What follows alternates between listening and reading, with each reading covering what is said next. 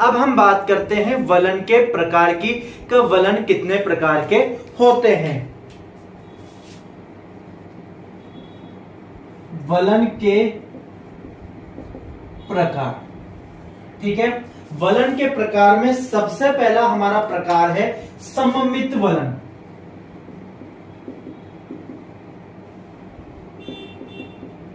English में इसको कहा जाता है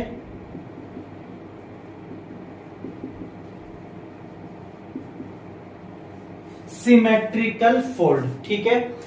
सममित वलन क्या होता है कि जब वलन में दोनों भुजाओं, किसी भी वलन की जब दोनों भुजाओं का जो झुकाव है या उभार है वो एक समान है, तो उस वलन को क्या कहा जाता है? सममित वलन या सिमेट्रिकल फोल्ड कहा जाता है। तो इसमें लिख सकते हैं आप, इसमें वलन की दोनों भुजाओं का झुकाव एक समान होता है, ठीक है। यहां पर मार्क करने वाली चीज क्या है? दोनों का झुकाव कैसे होता है?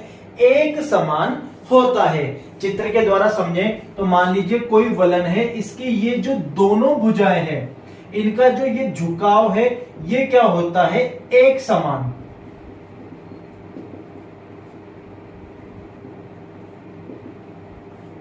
इसको क्या कहा जाता है? सममित वलन कहा जाता है। दूसरे प्रकार का वलन है असममित वलन।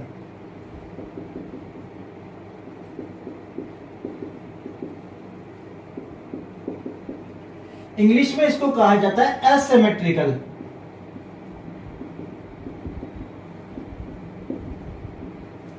इसमें क्या होता है? वलन की जो दोनों भुजाएं हैं उसका वलन का जो झुकाव है वो क्या होता है? एक समान नहीं होता है, बल्कि एक भुजा का झुकाव अधिक होता है, दूसरी भुजा का झुकाव क्या होता है? कम होता है। या फिर हम यूं कह सकते हैं कि वलन की एक भुजा बड़ी होती है तथा दूसरी भुजा छोटी होती है। इस प्रकार से देख सकते हैं आपकी यहां पर ऐसे, तो ये वाली भुजा और ये वाली भुजा का जो झुकाव है वो क्या होता है? असमान।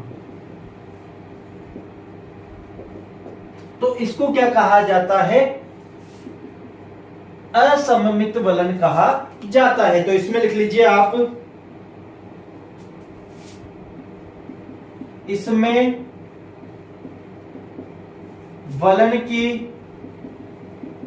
दोनों भुजाएं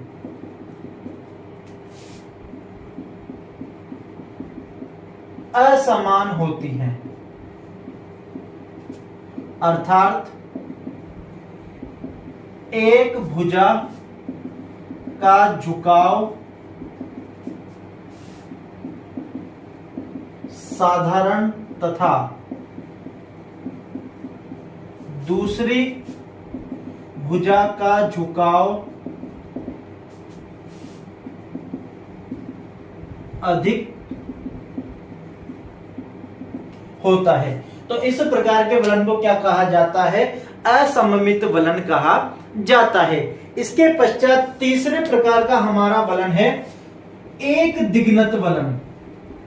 एक दिग्नत वलन, इंग्लिश में इसको कहा जाता है मोनोक्लाइनल फोल्ड।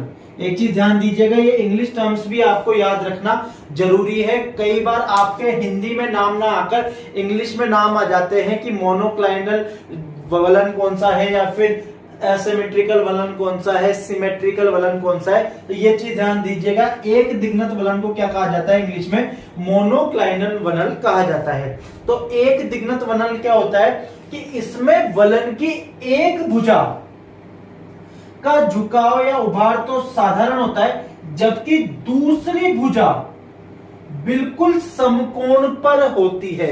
ये देखने वाली चीज है कि एक भुजा का ढाल क्या है? साधारण, जबकि दूसरी भुजा का जो झुकाव अथवा ढाल है वो क्या है?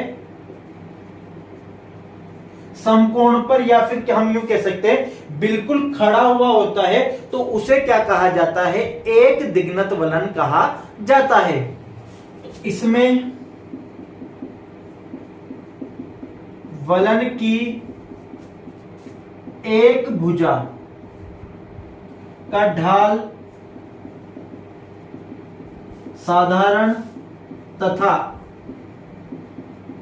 दूसरी भुजा का ढाल समकोण बनाते हुए एकदम खड़ा होता है। तो इस प्रकार के वलन को क्या कहा जाता है?